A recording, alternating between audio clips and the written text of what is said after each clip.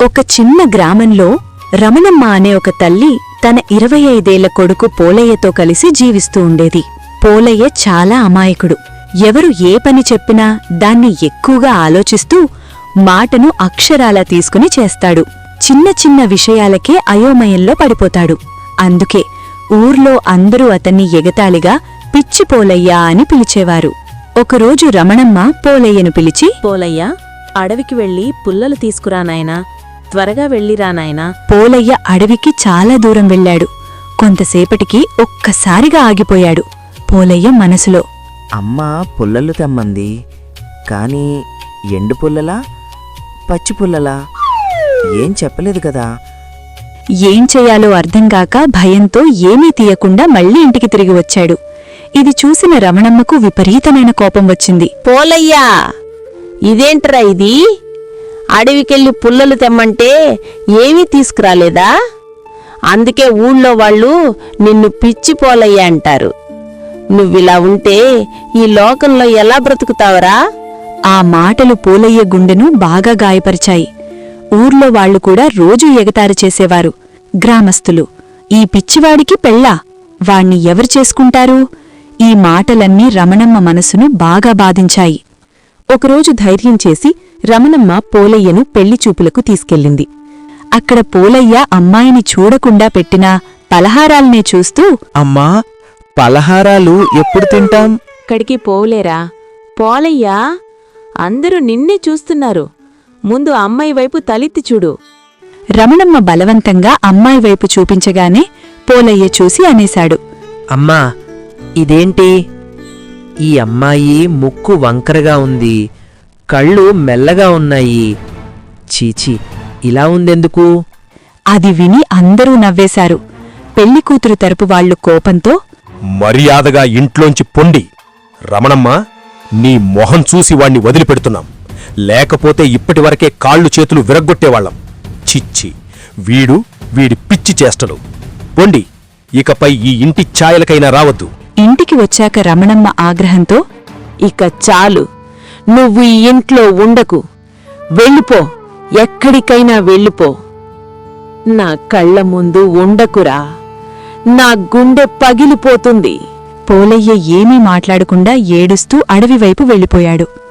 పోలయ్య మనసులో, అమ్మకు కోపం తగ్గాలంటే నేను పెళ్లి చేసుకోవాల్సిందే. ఎంత భయంకరమైన అమ్మాయి అయినా సరే చేసుకుంటాను.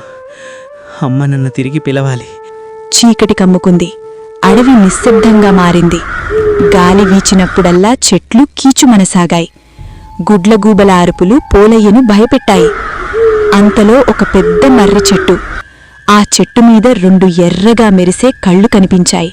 అక్కడ 2 భయంకరమైన రాక్షసులు కూర్చొని ఉన్నారు. వారి జుట్టు గాలికి ఎగిరిపోతోంది. పళ్ళు బయటకు కనిపిస్తున్నాయి. ఒక రాక్షసి గంభీరంగా అంది, ఎవడివాడు మన అడవిలోకి ఇంత ధైర్యంగా వచ్చాడు? వాడిని కడుపు నిండా ఆరగిద్దామా?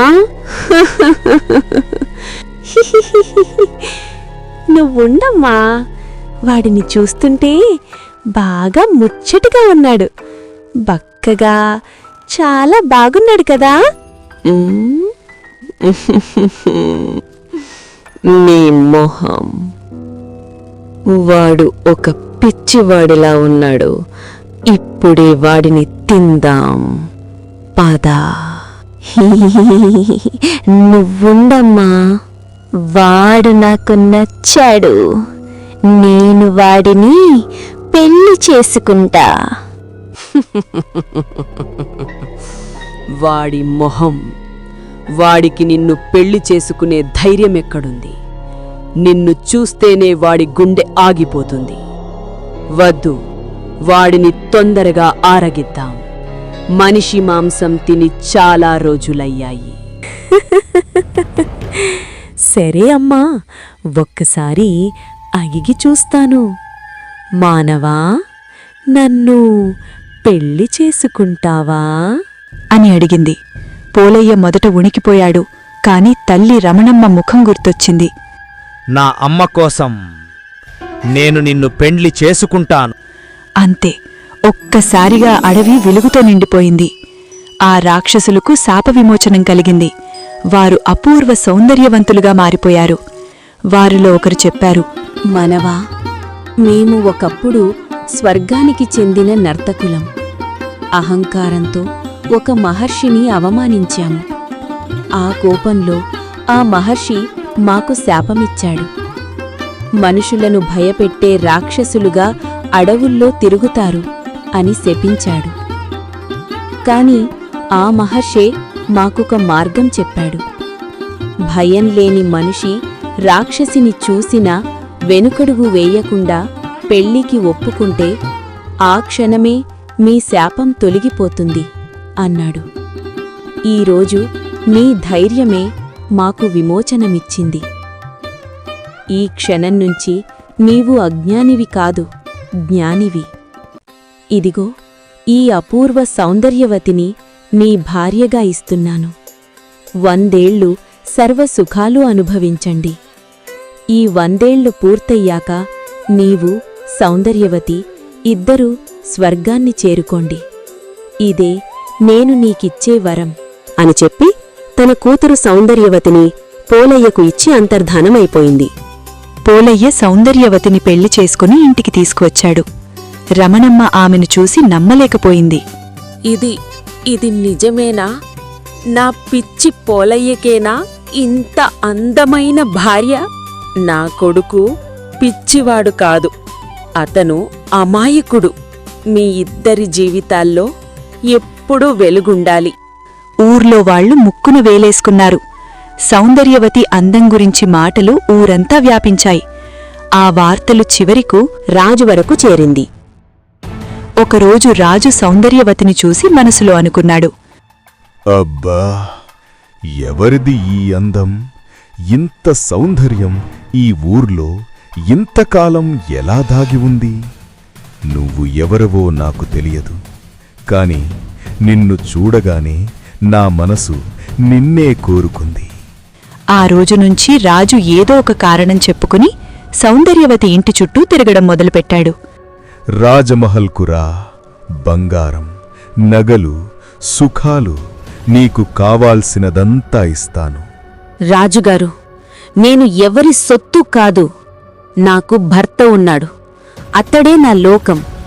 బంగారం, నగలు, సుఖాలు చూపించి స్త్రీని కొనలేరు. నీ భర్త వాడొక పిచ్చివాడు. వాడి దగ్గర నువ్వు ఏం పొందుతావు? స్త్రీ గౌరవాన్ని తాకిన రోజు రాజ్యాలే కూలిపోతాయి. దయచేసి మీ పరిమితి గుర్తించండి. కాని రాజు వినలేదు. ఈ విషయం పోలయ్యకు తెలిసింది. అతడు రాజు దగ్గరకు వెళ్ళాడు. రాజుగారు, నా భార్య మీద చెడు కోరిక పెట్టడం మీకు తగదు. రాజు నవ్వుతూ అన్నాడు, నువ్వొక పిచ్చివాడివిరా. రాజుగారు, నేను పిచ్చివాణ్ణే కావచ్చు, కాని నా భార్యను తాకే హక్కు మీకెవ్వరికీ లేదు.